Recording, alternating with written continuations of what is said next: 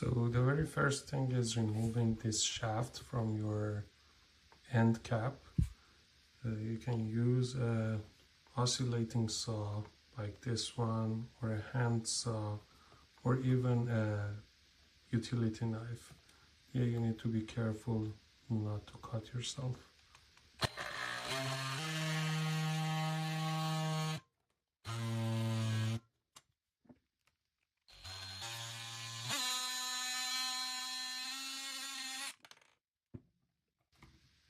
Okay, now it is removed. So let's move to the next step. So from the outside, it's kind of intact. If you have sandpaper or one of these smaller files to remove these edges.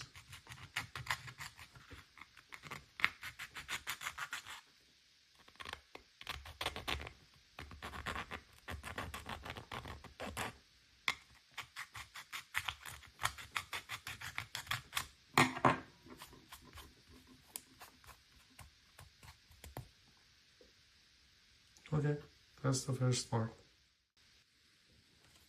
Now, in order to be accurate with the screws and the holes, let's open up the cap on the motor head.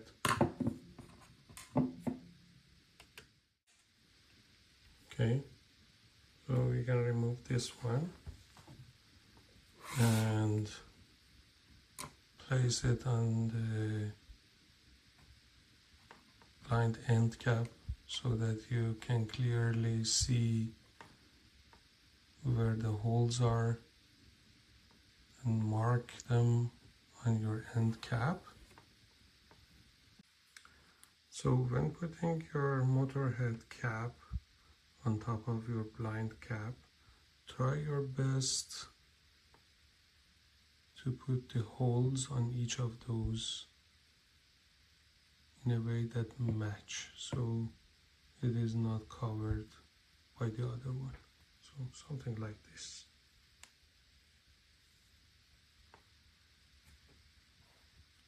Then when you did so, just grab a marker and mark these two screw placeholders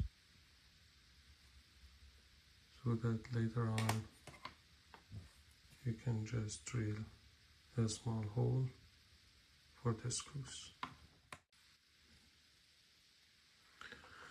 So your motor should have come with an adapter pack which includes 2 screws. So we are using the same screws for the blind cap.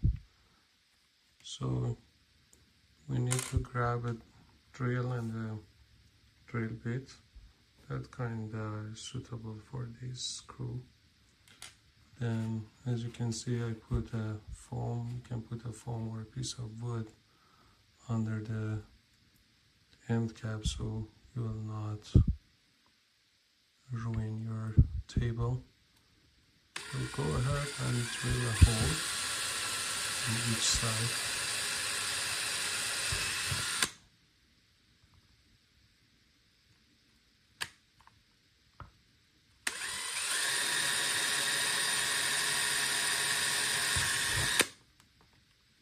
Okay.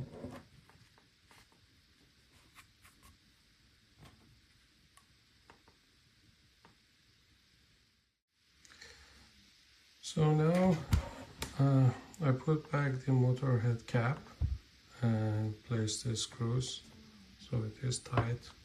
Put the motor back in the roller tube, blind roller tube. So what I'm gonna do is just use the screws and just a little bit so that it's easier to guide them to the holes on the motor head. Now place the cap, blind cap, on top of the motor head, and as the screws are out from the other side, it is much easier to find and place them in the holes. So like this. So one thing you need to pay attention to is the on-off button and the USB connector on the motor head. So you need to place the end cap in a way that these button and USB connector is accessible when you mount your blind back up on your window. So as you can see, this side is the top side of the cap, and this side is the front side. In order to access the motor head switch and the USB, those should be on the bottom side of the cap. So if you mount the cap like this, then you still have access to the USB connector and also the switch. This is something you need to pay attention to when you are tightening your screws, so that you don't make a mistake and need to redo things one more time.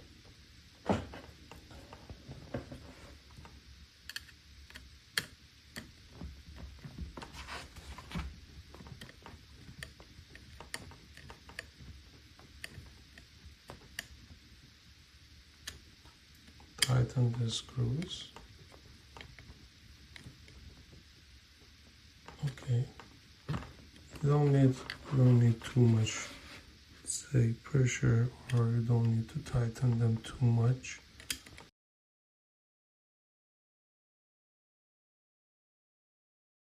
Now, as you can see, the motor and the cap attached. And just push it back.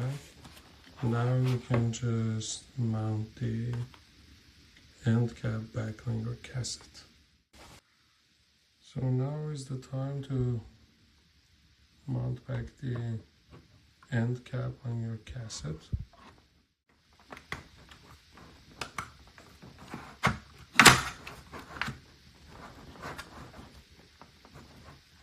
Okay.